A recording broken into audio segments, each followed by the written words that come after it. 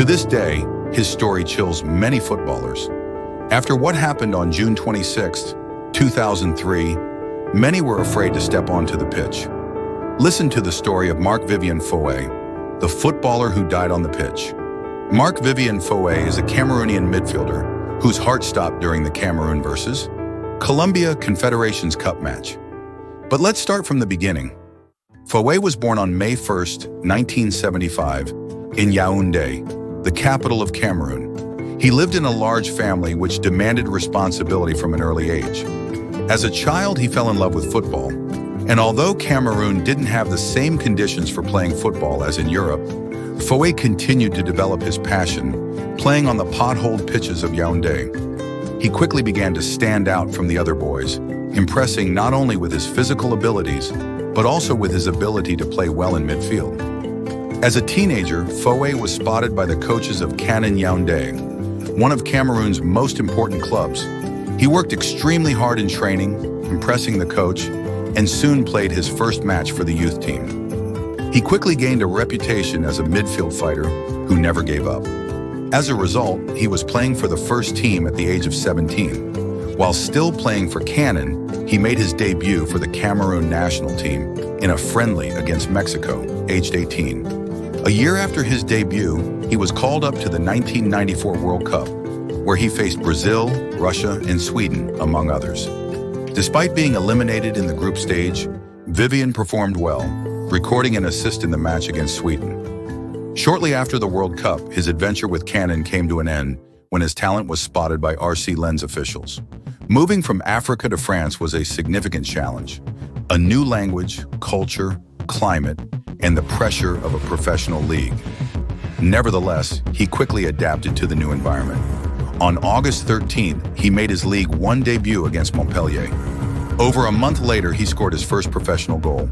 Despite a strong start, Foé played very irregularly for about 2 seasons, often not even in the matchday squad, but occasionally playing full matches.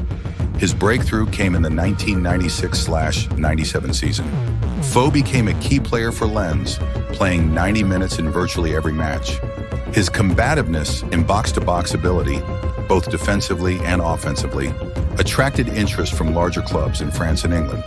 It was a very successful season, not only for him, but also for the club. Lens qualified for European competition. The following season, Lens won the league, and a year later, the French Cup. After 2 excellent seasons, he moved to the Premier League, specifically to West Ham, for around £4.2 million. This was the club's most expensive transfer. On September 19, 1999, he made his debut against Southampton. He played 38 matches throughout the season, scoring several goals. His physical strength and pressing were perfect for the Premier League. The press described him as a real rock in midfield. Unfortunately, West Ham's performance was very inconsistent, which Foé disliked as he wanted to fight for the title. After a year in the Premier League, he returned to France, specifically to Olympique Lyonnais for $9 million. He joined a club that was laying the foundations for their dominance in the French league. In the meantime, he won the African Cup with Cameroon, becoming a key player for the national team. After the championship, he returned to Lyon, where he became one of the team's leaders, playing 30 matches in his first season, and Lyon finished second, just behind Nantes. Marc was the heart of my team. When he played, others felt confident. They knew he would win every match for them, said Jacques Santini, his then coach. After a successful season, Lyon only had the championship in mind, and they succeeded. Foé and his teammates won the club's first championship, and the Cameroonian became a fan favorite, impressed by his combativeness and energy. In addition to a successful season at the club, he also won the African Cup again, becoming a key player. When I had Marc by my side, I knew the team would never break. He was a warrior who gave us peace and strength, said the Cameroon captain.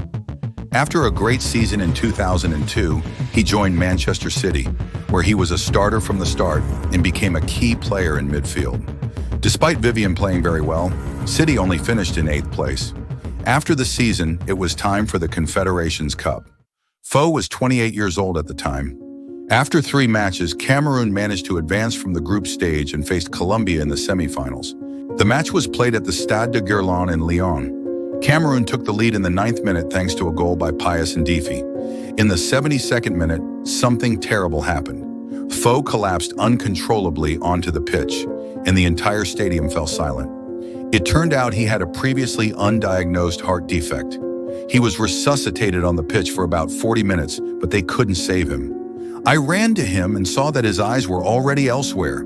I shouted his name, but Marc didn't respond. It's a moment I'll never forget.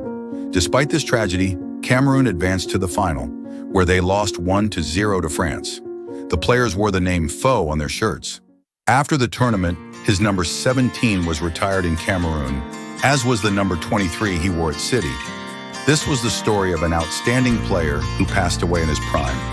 Tell us in the comments which player you'd like to hear about in the next episode. Subscribe so you don't miss the next videos.